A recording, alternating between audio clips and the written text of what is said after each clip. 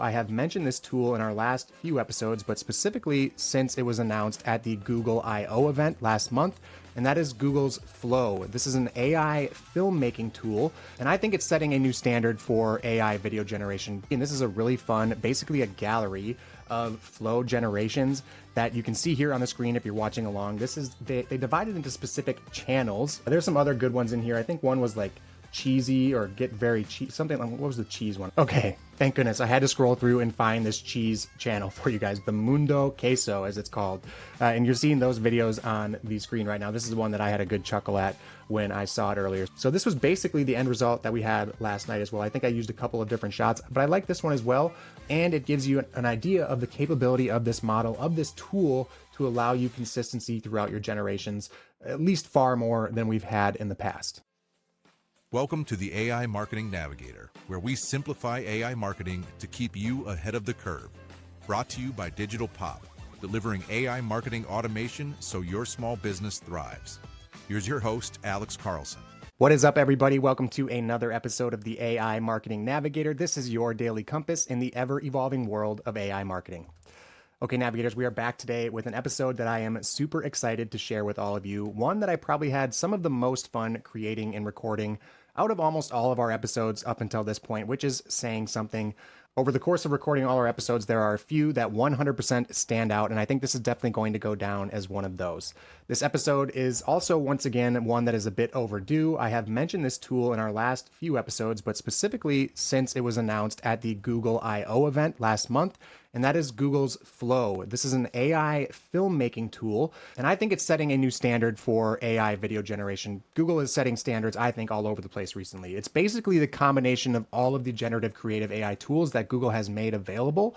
Imagen for images, VO for video, and Gemini for text. And it allows for what I believe to be some of the most high quality, but most importantly, the most consistent video generations in AI video generation tools at the moment. At its core, it's no different from many of those other tools that we've used and talked about. It's going to allow you to create short clips, in this case, 8-second cinematic clips, in 3 different methods. And we're going to touch on each of those methods in tonight's demo. 1 or 2 of them really are just using text prompts, and the other, which I find the most interesting, is using reference images or ingredients, as they call them. But again, we'll talk more about that in a little bit. Regarding the use of VO3, not all of the generation methods that you're going to use in Flow are going to allow you to use the VO3 model. Some of them require the utilization of earlier models depending on the feature. But if you do have the VO3 one in use, you're going to get that built-in audio as well. Okay, final thing here before we dive into the features, you will need a Pro or Ultra subscription of Google AI. Check out the video linked in the show notes where we went through the announcements from I/O, their event. And in that video, we also touched on the subscription tiers that are available in Google's AI offerings. Okay, into kind of the core features and capabilities of the tool. We already mentioned that the foundation of the tool is text to video generation, of course. Users or even followers of this podcast will be very familiar with this type of interface and user experience as far as the text to video generation goes. One of the methods, and the one that I just mentioned a second ago, ingredients, is what I found to be the most effective method for using this tool in my limited testing from last night. So you upload your own images to use as references and to establish this all-important consistency across your generation, something that has been a foundational challenge for these AI video generators, specifically when it comes to creating long-form videos that go beyond these short, often seconds-long clips that these tools are capable of producing. And even this tool that we're talking about tonight, well, Flow, using VO, is only capable of 8 seconds, but it's what you're able to do as far as generating consistency in those clips that's going to allow you to do longer form videos. The other 2 methods of generating videos are that simple text to video, and this is what's going to allow you to use VO3 compared to VO2 or earlier models. And the other is using frames, so start frames or end frames. It's using the frames in the ingredients methods that's going to limit your use of the VO3 model. I will link to all of the docs and specifically a really nice page that has a bunch of frequently asked questions, or very handy questions anyway, about Flow. Check those out in the show notes.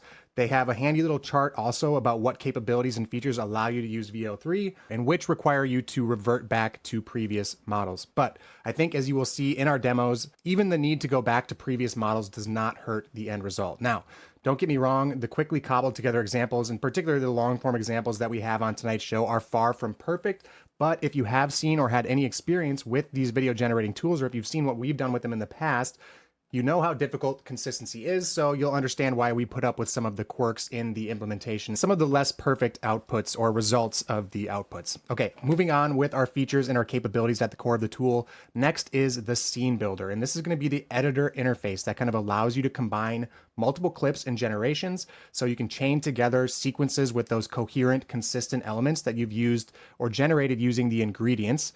And again, I think that's the most effective way to get consistency, but you can also, there's also some AI features built right into the scene builder that allow you to either jump to new scenes, so essentially a jump cut, which then you prompt the model with what that new scene should be, and it's going to attempt to maintain the style of your original scene. So we'll test that out for you guys as well, and you can see what that looks like compared to kind of just combining the multiple generations of ingredients.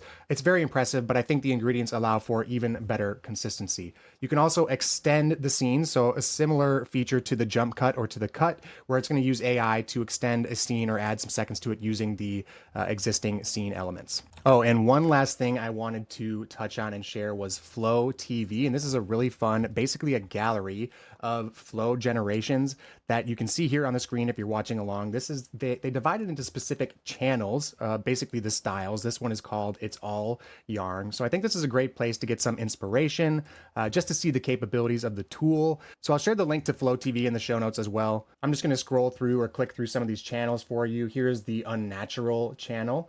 So I think like nature-based postcards from space is this channel. So people traveling in a space shuttle is what we're seeing on the moon right now. There's some other good ones in here. I think one was like cheesy or get very cheese, something like, what was the cheese one? I'm gonna see if I can find that in our channels here. Here we have mobile home. So literally we have a home walking on some robotic legs. Again, definitely check out the link to in the show notes to see some of the fun generations on these channels. Okay, thank goodness. I had to scroll through and find this cheese channel for you guys, the Mundo Queso as it's called.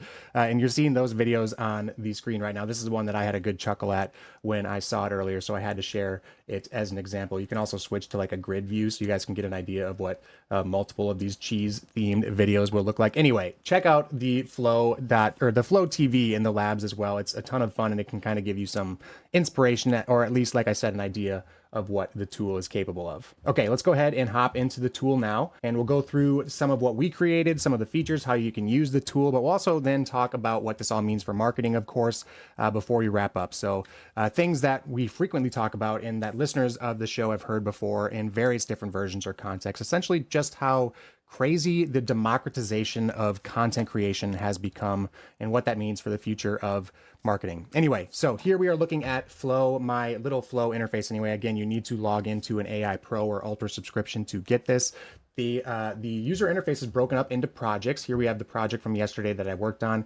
If you're watching a long video, you can see that I've gone with a Lego style for my video today, and we have a little Lego robot assistant talking to Lego Alex here. But let's click into this project and we can kind of scroll through and just see the process I took last night as I generated all of these videos with Flow, and then how you can kind of use the tool. These first ones here that you're seeing down at the bottom of our little project are Space Navigator themes, so not a big surprise for anybody who's followed the show up until this point. I will usually test out right away with any of these generative tools a little Space Navigator themed generation. Anyway, you can see here the high quality of these videos. These were all made using VO3, which means we have this very cool audio that goes along with them. I'm just gonna go ahead and play a couple of these for you guys. I think the volume is turned down. I'll have to crank that up. So again, nothing super excessive, but you have some motion going on. I'll play another one here.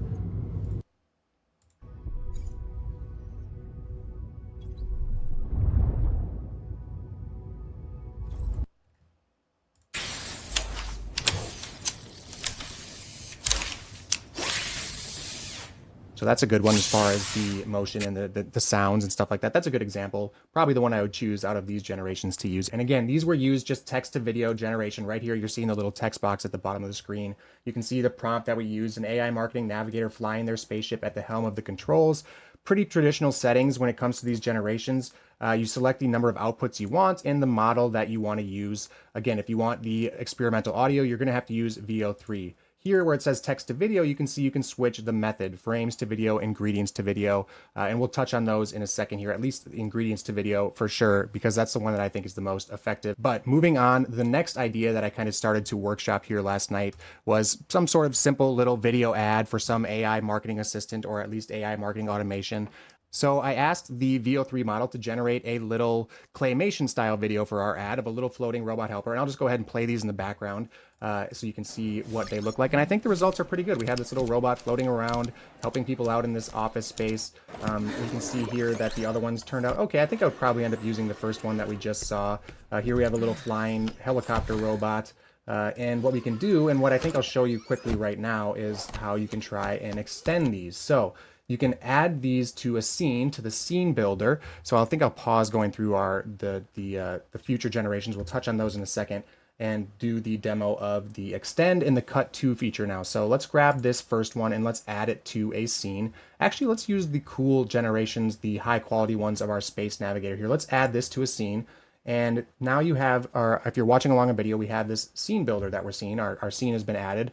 Our clip has been added to the scene builder. We can add additional clips down here in the timeline. So again, if you've used video editing software, this should all look pretty familiar to you, and it should be pretty intuitive. You can click the little plus icon right here, and you can either jump to or extend. So if we were to jump to a new scene here, and we have to describe what we want the scene to look to. It says here, this happens, and then the scene jumps to, and it says, in the first frame, we see our generation. And if you look down in the text input now, it has the jump to as our little action that it's doing. It prompts us with this happens, and it shows us our attached first frame, and then the scene jumps to. So let's say this happened and the scene jumps to, I don't know, a view of alien spaceships approaching our, I don't know, our navigator.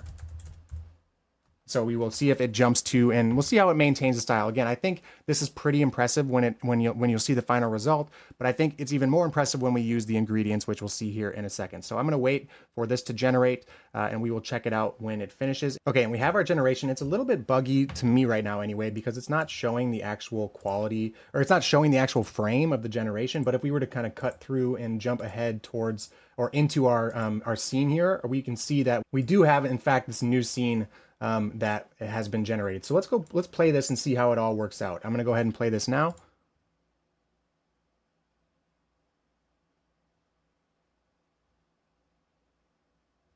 And this tool is still a lab. It's still experimental. It's still in beta. So if you're watching along a video, you're seeing here now that we're kind of getting a little glitched out. We're not having the best of quality. Let's try and refresh here and see if we can play this. Again, we're going to have to go through the process of extending our scene once more. Oh yeah, and it's actually added our extended scenes now to the timeline of our project. So let's see what this one looks like. Actually, let's go down and try and do this one more time with our generation so you guys can see that workflow once more. So we're going to grab our scene, or excuse me, our generation. We're going to add that to a scene. And then in the scene builder, we're going to try and add a new frame, a jump to with our initial scene as a reference. And we're going to say alien ships are flying by the spaceship this time. We'll just try and make it a little more simple and see if we can maintain the spaceship cockpit a little bit more than that brief flash of our generation we saw a second ago. Okay, let's go ahead and generate this and see what happens. Okay, it's generated in this time, so I don't glitch it out or crash the whole thing. I'm just going to click play and see if we get our results. So hopefully this will play here. Check it out if you're watching along a video. If not, I'll do my best to kind of describe it to you. We have our initial scene of our cockpit sitting, or excuse me, our navigator sitting in our cockpit. Ideally, this is a video-heavy episode. We're using a video generator, so check it out on YouTube if you're listening on Spotify, or watch on Spotify if you're able. But let's go ahead and check this generation result out now. So we have our initial video, which looks good, and it's going to try and jump to, hopefully, a scene of some alien ships flying by right now. Okay, so we maintained the cockpit, which is good, and I do see some ships out in the background. So that wasn't exactly what I had in mind, but it did a much better job of maintaining the cockpit than our original one looked like it was going to. So I'm impressed. And again, this kind of gives you an idea of the extending capabilities of the scene. Now, one thing you'll notice is that there's no audio in our second one. So that's a bit of a shortcoming of using the frames, which is basically what we did with the extend or the jump to feature. So we lose that audio capability from VO3. So let's jump back out now and let's do a quick extend. That one kind of ended up being more of an extend than a cut anyway, but you can see here, let's go back down to that same generation. And well, maybe we'll try a different generation now to extend. Why don't we go up into one of our little claymation robot ones, and we're going to add this to a scene this time. And let's extend, or so we'll do our little plus icon, and this time we're going to use the extend feature. It says, again, it gives us the extend effect. It says this happens, referring to our first scene here, and then the extend shot. So I'm just going to extend the shot and say what I did last night, the test I did. The robot continues to float around the office and helps another worker. Okay, so let's see what this extension looks like now compared to the cut from the last one. And again, I think the last one did pretty good. It was, I give it a B plus on what we were trying to accomplish. Okay, so I will cut ahead now to the end of this generation standby. Okay, so let's see what the extension looks like now. I'm gonna go ahead and play this. Again, sorry to those who might be listening. Feel free to skip ahead, skip all the parts that we're demoing these videos and where I'm not talking. But definitely check out the video if you can. Okay, here we go. So we have our initial video, looks good. And the robot is floating over to another worker, which was all part of our initial video. Let's see what the extension looks like. So it continues to float across the office, and there we go. We have our additional worker now that the robot is appearing to help. Again, not perfect, but I'm pretty impressed. And you can see the impressive consistency that we're able to carry through from our generations using both the cut to feature and the extend feature. There's a little bit of like a clip lag there, but if you bring this resulting video over into, I don't know, Descript or some other video editor, then you can always tidy that up a little bit.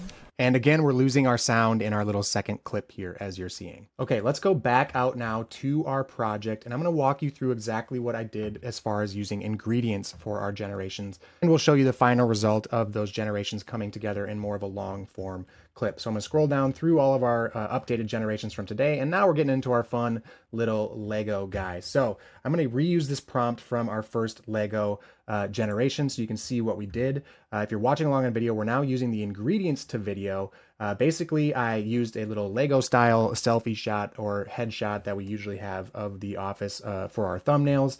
And I generated two more images to use as references. One was like a little Lego microphone boom, and one was a Lego laptop to incorporate into our scene, and more importantly, to carry through to our next scenes, our additional scenes. So again, the idea here, the storyboard, as it were, to give you guys an idea before we go through each of these generations, is we have little Lego Alex working in his office. He's getting frustrated with some sort of workflow or automation or process on his computer. You can see the prompt here, close up of frustrated freelancer staring at laptop screen in a messy home office, microphone boom, blah, blah, blah, beside the laptop. And here are the generations from these ingredients and that prompt. And I'm going to go with the one that I ended up using in our scene. And in fact, why don't I just go ahead and rebuild the entire thing with you guys. First, I'm going to play this for you. So now because we're using ingredients, we're not getting sound here. You can see pretty simple animations, but it does change camera views a couple times on our little Lego Alex. So that's pretty cool. It maintains the theme of the room through that camera jump, that camera cut. It also maintains the microphone boom as well. So you see that boom from a couple different angles. All of these little things are establishing so much consistency for a viewer. Okay, moving on to our next generation now. The next phase, again, I'm going to repeat this prompt. I used the same exact ingredients, but this time the prompt says the same laptop suddenly glows with magical blue light, the screen showing a swirling portal, the microphone boom starts levitating. And this initially was a prompt that I was going to do something a little different, so don't pay attention to that whole levitation of the boom thing. Instead, what I was going to use this for is our little AI robot friend that's going to come out of our screen initially. And this is the generation that I ended up using here. And I'm going to play that for you right now. We have our swirling portal appearing on our screen. Our microphone boom attempts to levitate because we did put that in there. But we have Lego Alex looking fascinated, smiling at this thing. But I like this one, and I use this one because it shows the Funko Pops in the background. Again, anybody who's watched our channel or our video is going to know very much about the Funkos in the background, or at least recognize them. It's going to be another little element that roots the viewer into the consistency of the office, the AI navigator office. So I'm going to add this one to the scene as well. So basically what I did last night is I just took these ingredient generations, these separate ingredients, and I added them to the scene builder one at a time. So let's go back down to this first one. We're going to add that to our scene builder now. And we can see it's been applied or added into our little editor. Now, what you can do, don't refresh the page, but if you go back to your project, you can continue to add scenes or elements into that scene builder. So now I'm going to go to that second generation that we just saw where our portal started to kind of light up on our computer. I'm going to add that to our scene builder. Now we can see both of those scenes right next to each other. And this is an example of how you can combine these 8-second clips using these consistent ingredients to make a consistent storyline. And again, this was done quickly, and I'm doing it just as quickly as I did last night. I'm not going to do any post editing to any of these. Again, there's a few quirks, but I always say don't let perfection be the enemy of done or good. For better or for worse, that's kind of our philosophy here at the AI Marketing Navigator. And it's one that's greatly responsible for this podcast even existing. Okay, let's go back to our project timeline here. So what I did for our next generation, I wanted to have our little robot appearing out of our portal. So I'm going to repeat this prompt again for you so you can kind of see what my strategy was. This time with our ingredients, I used the same little headshot of our Lego, but this time I used a screenshot of our previous generation. It actually looks like I went with a different generation last night than I picked today, but that's okay. I used a screenshot so we'd have the similar desk, the similar office space, and then I used a new image generation for our little robot assistants here. And our prompt this time reads, a friendly AI robot emerges from the swirling portal, small LED eyes blinking, blah, blah, blah, blah, blah. Anyway, so here are our generations, and this is the one I decided to go with last night. I think I'm going to use it again for our example because it shows the robot really kind of coolly emerging from this portal. Again, we have our Lego Alex. The one thing that kind of breaks the consistency here is this new microphone boom on the left-hand side. And then at the end, something crazy happens at the end of this generation. I'll let that play through. Our microphone boom like throws the robot or the laptop across the room. So I would clip that out and edit it out post editing. But again, small quirks like that I'm gonna deal with because we're able to do such cool consistency level things here. And you can see I've added this now to our growing timeline for our little video ad or just something to share on social, organic social, whatever it might be. Although in this case, probably just something that I would share on organic social or for fun. Okay, back to our timeline. Let's add the last little scene now. This scene was supposed to be, and I'm going to reuse these prompts again. And this time I used our Lego guy, I used our Lego robot, and another screenshot of a scene that was just generated. And this time we're supposed to show the robot like working hand in hand or working with our Lego Alex. And this is the one I think I picked last night. Again, not perfect, but it has this little cool over the side shot. You get a little bit of sunshine gleaming in the room. So small things that I think are really cool from this model. And we're getting a little kind of convoluted and diluted, I think, now that we're using multiple ingredients, screenshots of different scenes. There's a few things that I would probably do differently using this a second time through, but I wanted to use our generations that we had from last night here. So I'm going to add this to our scene as well. And then you can kind of get an idea of what we have working with. I'm going to play this. This is our entire new little video. It's up to 32 seconds now. So we've combined our 4 8-second clips and we've got a much longer product, a much longer form video. And again, it's not perfect. None of these are going to have sound, so we would need to dub it or add a sound effect to it. Here we have our frustrated Lego Alex, and then all of a sudden our laptop and microphone boom start to glow. And again, you have this consistency throughout that would not have been possible in our previous tools that we used, just generating individual generations. Again, I would probably clip that one a little bit, and I can do that right here in the editor. Actually, I can grab this and shorten that out, clip that little end, and there we have no longer have our attack of the microphone boom on our robot. Instead, we can get right into our next shot. So this was basically the end result that we had last night as well. I think I used a couple of different shots, but I like this one as well.